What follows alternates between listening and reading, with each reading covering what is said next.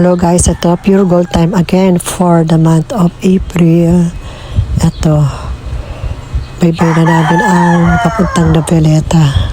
At syempre, kasama ko itong si Atong. Hindi mawawala ito kasi driver na siya.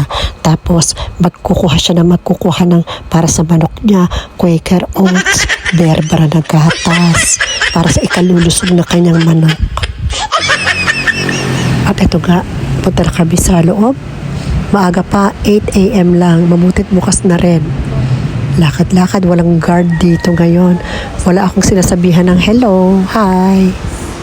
Yan, feel na feel ko ang aking short hair.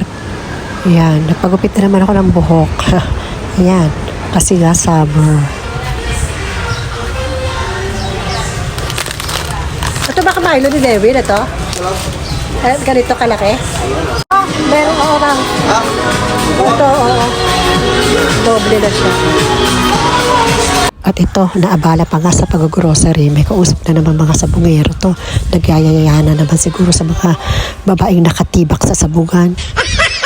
Sige, hakot pa more. Best in hakot award na naman tayo niyan.